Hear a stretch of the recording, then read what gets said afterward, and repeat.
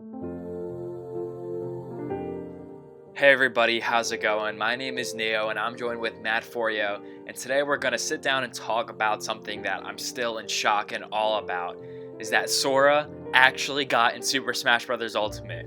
I mean, you and I have shared this dream for many years, and I can't believe we've reached a day where we can actually say it's true and it happened. It was this time last week when we were essentially holding out hope but almost bracing for disappointment at the same time, because we had every reason to believe in our minds that Sora was an improbable choice, but we also had every reason to believe in our hearts that it was him, and it just seemed like a pipe dream. It's something that we've been talking about ceaselessly for many years, and especially you with our cousins and our friends that are interested in Smash and always found a way to assert that Sora was definitely the last character. That just made me all the more skeptical and all the more, I guess, worried that we were all going to be disappointed by the end of this. And it couldn't be further from the truth of what happened. Yeah, like I've been talking to a lot of my friends that are casual Smash fans, and they texted me as soon as the Sora got revealed. I'm like, how long have I been talking about this? They're like, literally since 6th grade. Like, it's been years since we were hoping for Sora, and we really don't have exact proof that we've been asking for him since Brawl, but at least we have for a fact, Sakurai confirmed that Sora won the Smash Ballot 6 years ago. So at the very least, that's how long we've been waiting. And it's just unreal that you get to this final character. We've been waiting every single reveal. We were hoping it was Sora, and then we get to the very last one. It could be any character that exists on the face of the earth, and who comes out of that keyhole is our favorite character. It's nuts how, like, it could have been anybody and it was Sora. That's why I still have to constantly look at screenshots and rewatch the trailer, because even the way that it played out, it just seems like it was a fan fiction that you or I wrote and envisioned in our minds, not something that I was actually able to watch and learn that it was official. It just constantly feels like I made this up in my head, and I constantly have to remind myself that it's real. Like, I keep looking at all of, like, Sora's fighter page on the website, and I'm like, I literally looked at this website for 3 years straight, imagining Sora being on it, and now he's on it. And, like, that's how it's gonna be, too, when he gets in the game on Monday. Of us, like, just dreaming of having Sora in this game, and he's just gonna be in it. And that's nuts.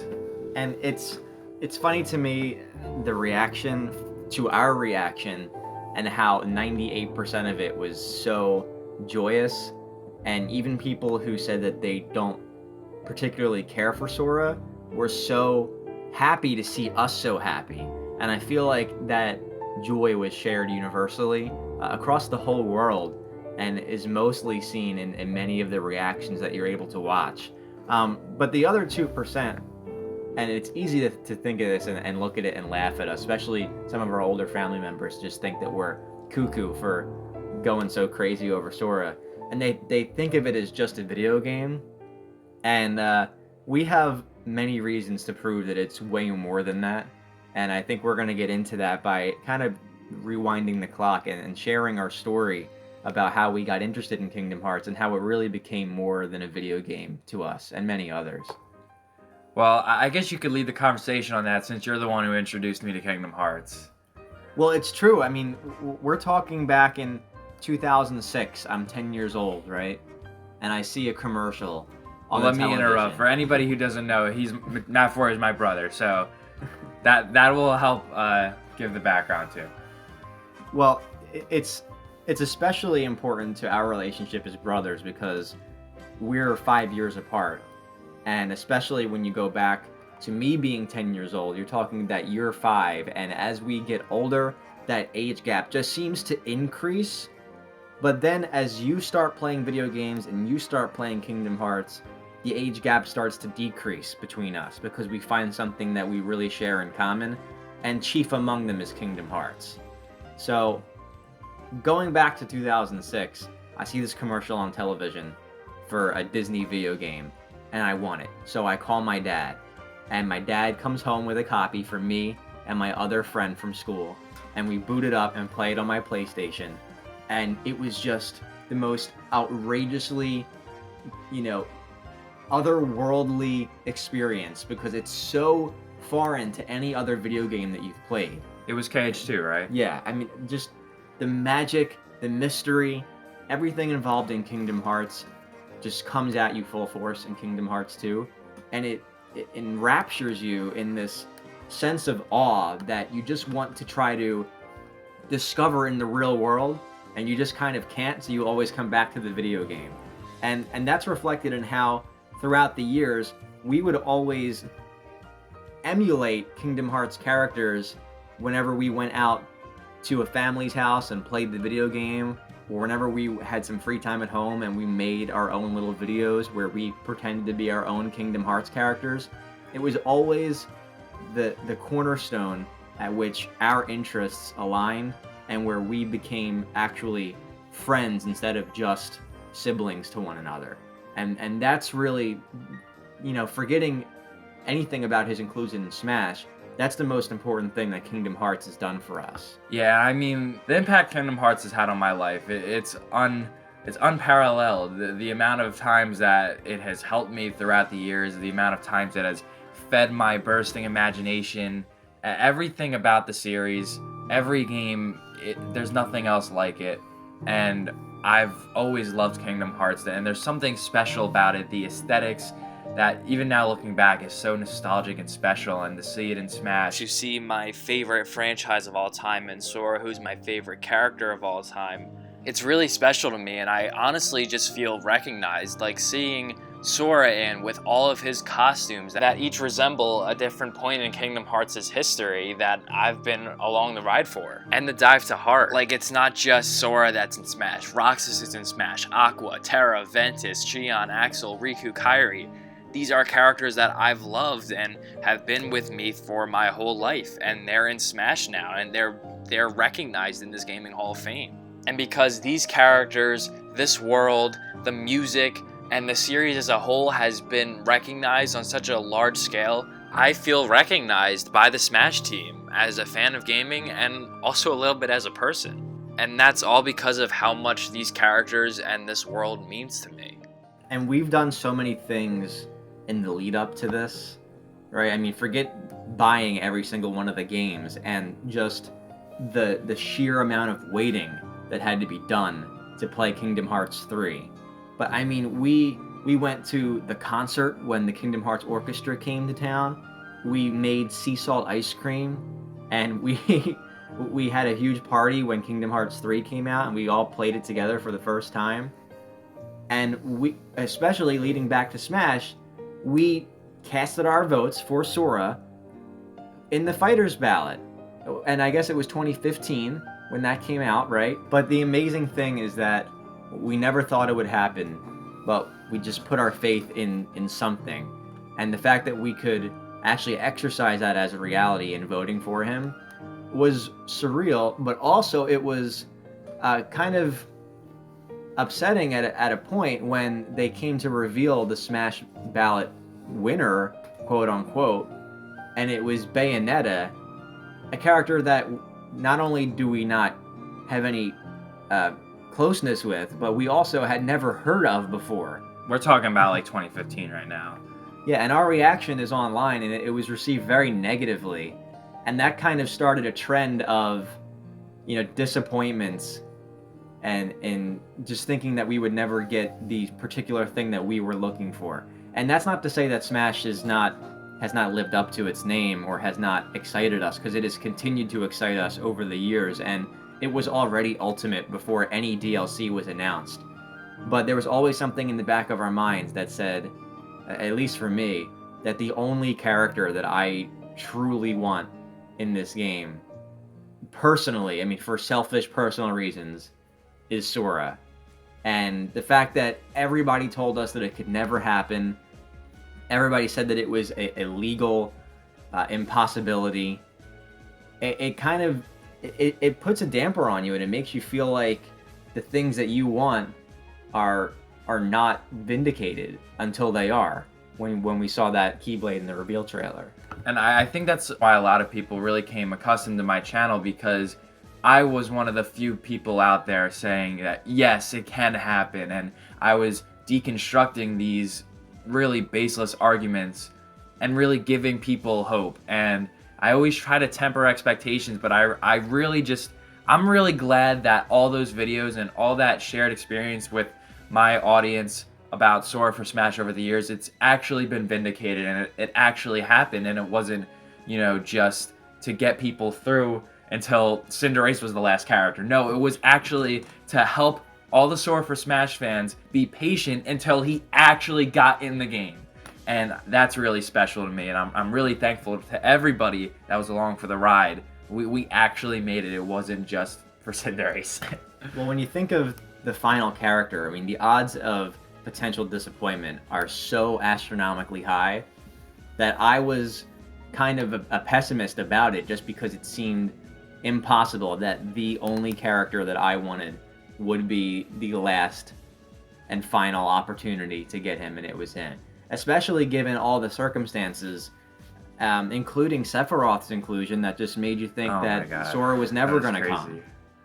And there were so many moments in Smash Ultimate that were grand, and especially even the characters that we liked were linked to some unfortunate times in our lives. So it was like all of those moments, they were part of the journey. Yeah, and I think that, when we're talking about waiting, we are used to waiting for stuff in video games. Like, we waited 6 years for Kingdom Hearts 3, and I think that's something that's really different about Kingdom Hearts 3 and Sora and Smash, though, is that Kingdom Hearts 3 was confirmed to be coming. And we knew the whole time that, alright, it's only a matter of time that Kingdom Hearts 3 comes out. Whether it's 3 years, 5 years, it ended up being 6 years, or we didn't know how long it was going to be, but we knew it was going to happen. This time was completely different, because we could have went through this whole game and it just never happened. And it just would have been one of those things like, well, everybody wanted Sora, but they couldn't make it happen. And unfortunately, that's going to be how it is for a couple characters like Crash, where they just didn't make it in, and that's unfortunate. And, people are just going to have to wait for the next game. But that's how it was for us with Smash 4. We wanted Sora in Smash 4, and then we just had to wait till the next game.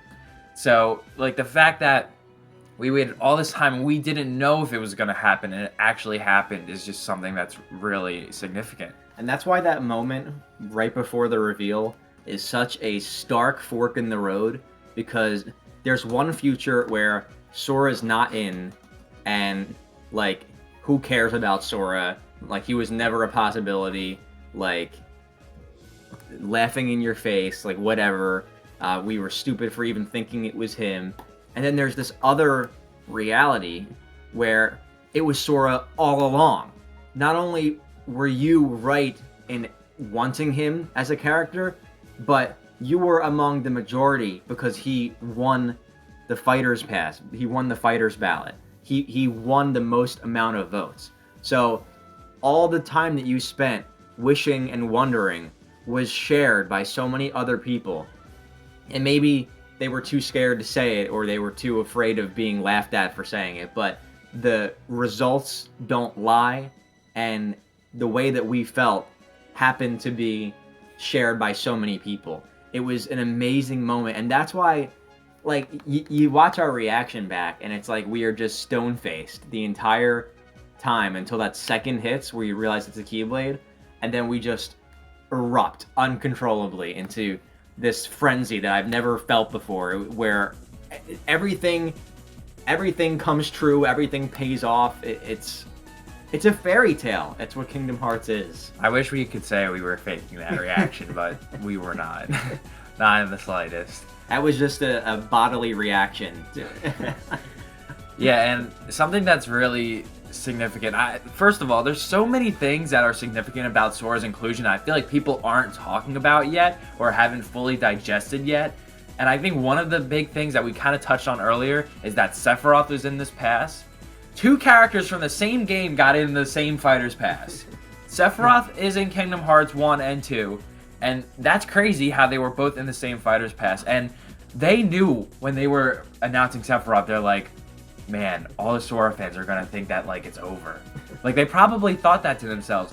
And I know that that was like a tough time for Sora fans because I was right there with you, and I made that Sora after Sephiroth video, and a lot of people were like, yeah, Sora's never getting in Smash. There's more like 6 reasons why he's not coming. And it was like just, it's all been totally vindicated. And during that time was actually when I feel like we discovered the most hope for Sora, even though that Sephiroth seemed to slash his chances, because it was in that video where I proposed the idea that Sora would only be the last character. So there were still 3 characters after Sephiroth, and I said in that video, I said, Sora's probably only going to be the last character because he just opens up such a huge Pandora's box with Disney.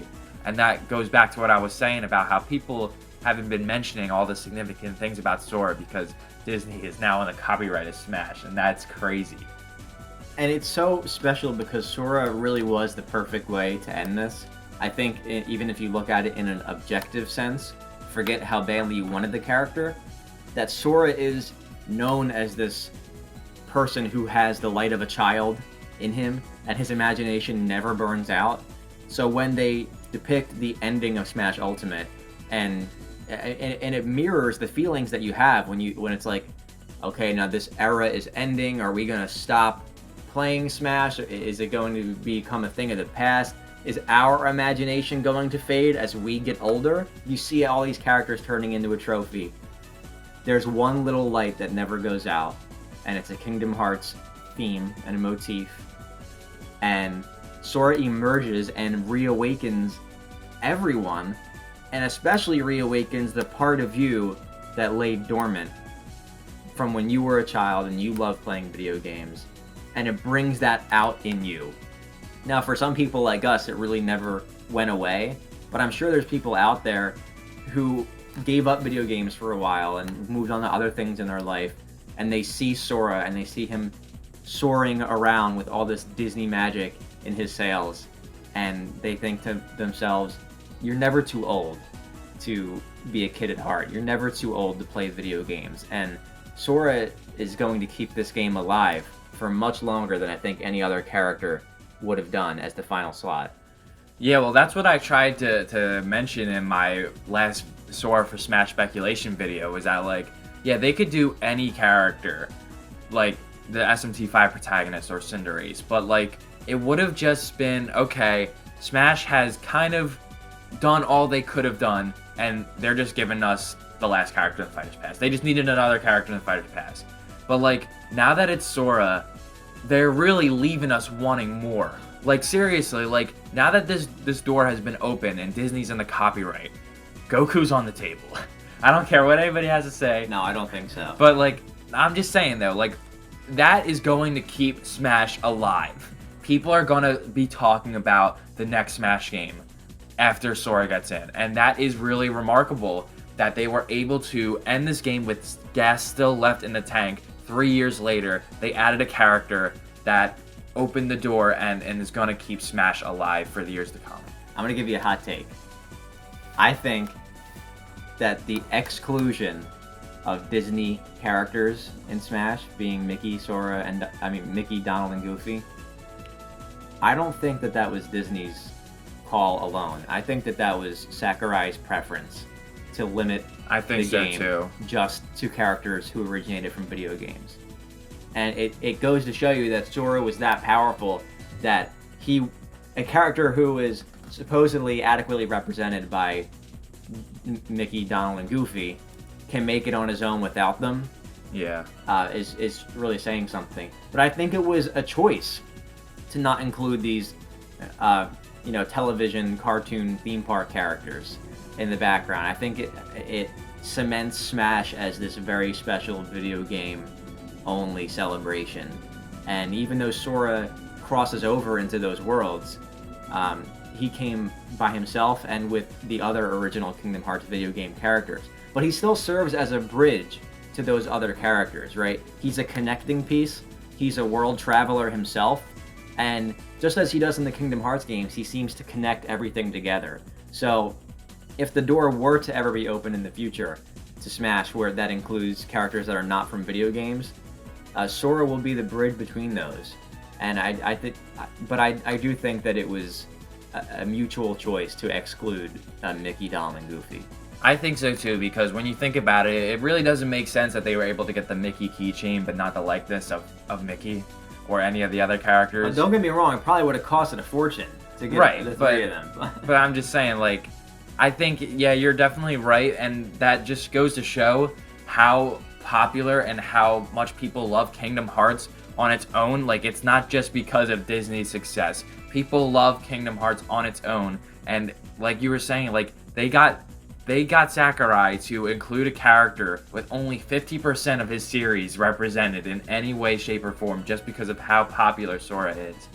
And something about the Sora reveal that I really love is that Sora in his games is kind of known as like a savior to lost hearts and lost souls. And Sora was always tasked with this purpose of saving all these people that had connections to him.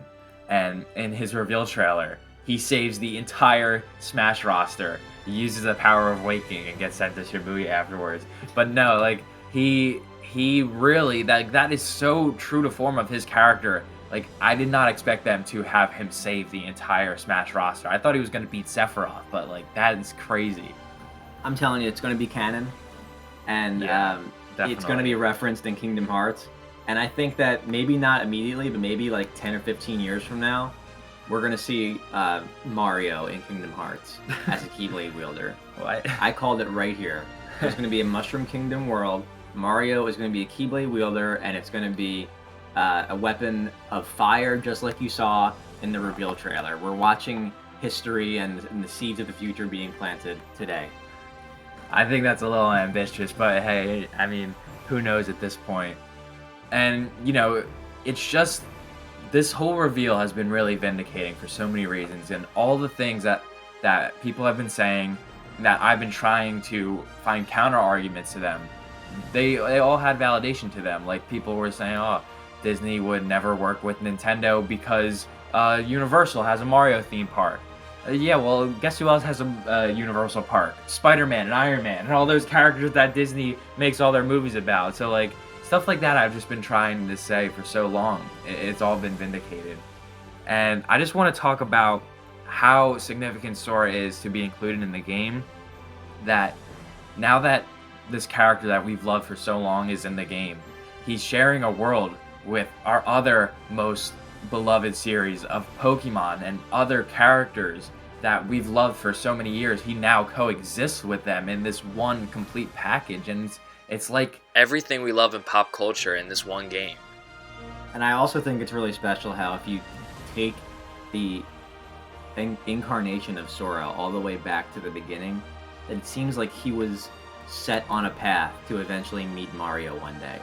That he was a character that was born out of a desire to compete with Mario, and there was a possibility that Mickey or Donald would have been the main character of Kingdom Hearts, but they compromised on inventing a new character to serve as the cornerstone of a crossover, right? And this is around the same time that Smash is first getting popular, because I believe Smash came out in '99, the first one, and then you have Kingdom Hearts coming out in 2002.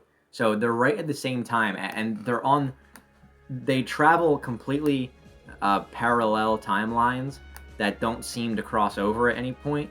And the fact that at the very last opportunity, Smash and Kingdom Hearts cross over, being that Sora is the crossover character, it's so poetic, and it goes to say something that there's so much more left to look forward to in the future for the future of these two series, for both Smash and Kingdom Hearts. And even though it feels like the end of an era, you know, there's going to be another era at some time. There's going to be another dream to hold on to and look forward to.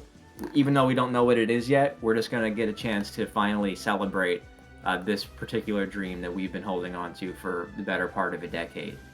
Yeah, I mean, for those Kingdom Hearts fans out there, like, we already know how significant it was for Sora to just meet Woody and Elsa. Like, those two characters on their own, and him being incorporated in those worlds. And then in just literally one reveal trailer, Sora has met 80 other million-dollar characters and has been crossover with so many franchises that people love. In just a little reveal trailer, Sora has met all of these new characters and all of these new worlds.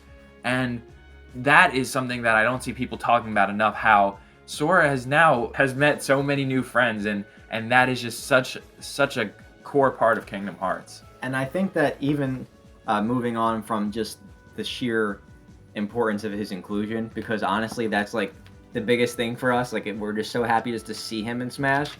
Like I even forget sometimes that we're going to be able to play as him. Yeah. Right? So it's like, after I saw that he was included, it's like I almost didn't even care what his moveset was, because it's just there. Just seeing him as part of the Hall of Fame is enough for me. But then when you get to his play style, personally, it looks like it's right up my alley, because I love floaty characters. I love characters that can manipulate the air and spend he's time a in the Ness air. main. But it seems like our play styles have merged into this character, because I love being floaty, I love being in the air, and you like the more technical stuff and almost being rushed down. And it seems like there's a lot of Sora's moves that lend themselves to both of those play styles, you being Joker main and me being a Ness main. So we're going to have this crossover. Again, that's the word we keep coming back to, because that's what Sora represents in every single iteration of himself. I love how in his moveset, he has the 3-hit combo that is like just a really satisfying, really like put together combo that Sora does in Kingdom Hearts. And what's really special about it is like you're gonna be able to short hop and do the 3-hit combo, and that's how like you really start your combos in Smash now with Sora. And that's how it is in Kingdom Hearts. Like when you fight Heartless, that's what you do. You jump and then you use Sora's 3-hit combo, and then you land on the ground and you do it again, and that's how it's gonna be in Smash. It's so great also that he's not just a sword fighter, right? I think that was the fear, that we would get another anime sword fighter character, but Sora is a key exception to that, because of how just cartoony and magical he also is, and that's represented by his special attacks being Fire, Thunder, and Blizzard. And I love how not only they have the icon above his name where you can see which move is, you're using or is up next, but the way that it cycles through really reminds me of those early days of Kingdom Hearts, when you had to shuffle through the command menu to find which magic you wanted to use, and I could never do it in a timely manner. It always felt very clunky to me, and obviously the shuffling through the menu is not here in Smash, but it kind of represents that, where you have to think about which magic move you have coming up next. So they find a way to incorporate gameplay without directly incorporating it, and they do that with a lot of characters. I think you touched upon this earlier a little bit about how Sora is like really cartoony, but he's also an anime sword wielder. And like a lot of people are talking about how like there's two sides of Smash, the like edgy anime protagonist, and then like the Mario cartoon mascot characters, and like Sora just falls right in the middle of both of those, which is really funny to me.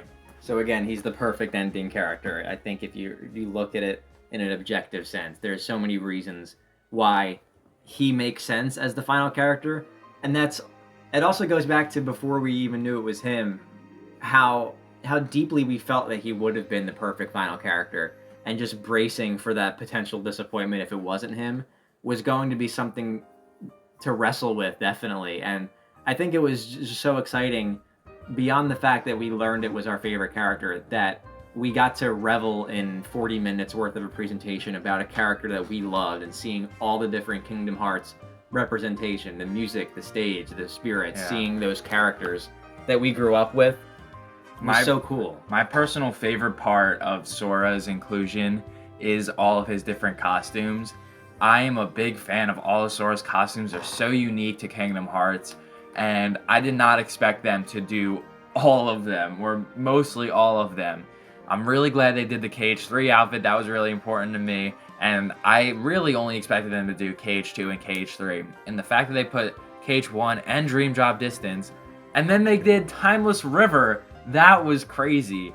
And Valor Form, Wisdom Form, and Ultimate Form, they really show all of Sora's different iterations and how many games he's been in, and how this character has grown up. And they didn't change the hair or the face, but it still kind of showcases how this character has changed and grown and developed. where a lot of characters in video games, they kind of just stay the same, or they get soft rebooted at their different games. And that's a part of Sora that is really significant. There's not really any other games that is as long running as Kingdom Hearts is, but has the same canonical story and the same characters throughout it all. And that is represented in Smash. Yeah, they splurged on the costumes, and it makes so much sense because Sora has been here the whole time. Like I said, his storyline has run parallel to Smash, but never crossed over. And it's like, here he is, and here's all the things that he did and all the places he went. And with the costumes, you notice something, even though they didn't change the face, right? Oh yeah, so as Sora grows up in the Kingdom Hearts games, you can notice that Sora's crown necklace moves further up on his neck because he's getting older.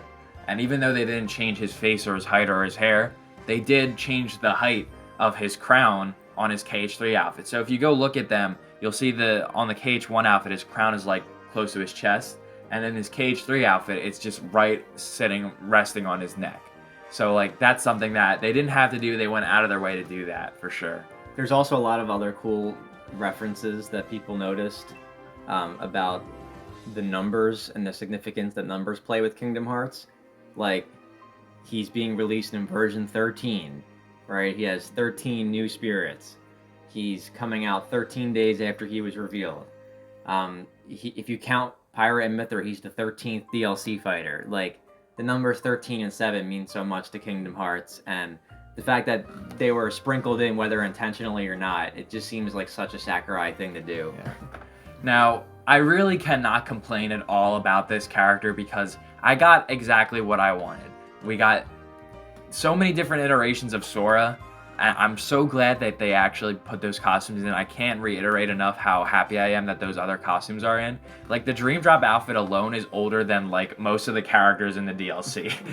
Like, Joker, Pyra and Mythra, the Luminary version of Hero, Byleth, Min Min, all younger than Sora's Dream Drop Distance outfit. So, but I kind of am a little disappointed, even though I'm not really disappointed at all with this, but just like my one critique is that all of the music is from Kingdom Hearts 1.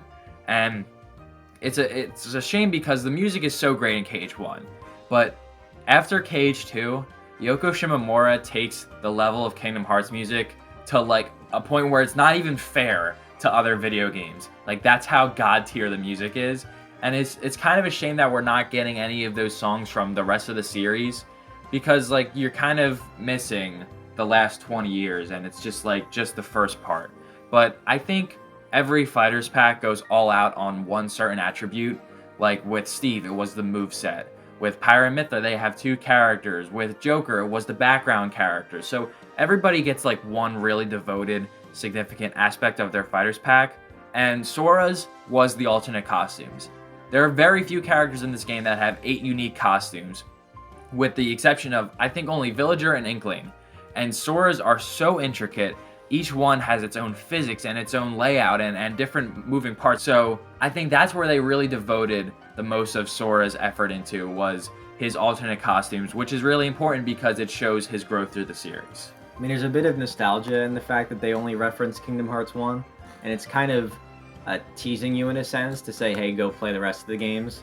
Yeah. Obviously, I wish there was more music, but I'm not going to say I'm disappointed at all, because the one music track is more than I thought we were going to get for Kingdom Hearts. I mean, there's a Kingdom Hearts stage in Super Smash Bros. Now. There's Kingdom Hearts music in Smash. Like, that is unbelievable, and it cements Kingdom Hearts into the Video Game Hall of Fame, a place where we thought that it always deserved to be, but now is, as we've said earlier, been vindicated. Right. I mean, Sakurai and the Smash team and Nintendo have deemed Kingdom Hearts a goated franchise. Like, there's no doubt about it, and it will always be one of these select series that the Gaming Hall of Fame decided to, like, all right, you are worthy to be included with us. And not only did they say that you're worthy, but you were the most requested character, and it's just really special to us. I really believed that Sora had a great chance to be this last character, but it was just a whole different level of excitement to actually see him in the game and to see all of our hopes come true. And I'm really thankful to all the people who stuck around, stayed with my channel ever since I started making Sora speculation videos. I really appreciate it, and I'm glad that if you're listening to this now, that you stuck with us for the ride. It was a very long time coming, and it was, like you said, a journey that had its ups and downs. But it was one that I really don't regret for a second, and I'm so thankful that we finally reached the end of the road on this journey, and now we get to have a new dream, and Sora will be in Smash, and there's just so much more to look forward to in both Smash and Kingdom Hearts. And check out my channel, Matt Forio, for some video game music, including a new song about Smash and also some Kingdom Hearts Kingdom Bars that explain the story of Kingdom Hearts in music form. Thanks for tuning in. Thanks for listening, guys. We'll see you later.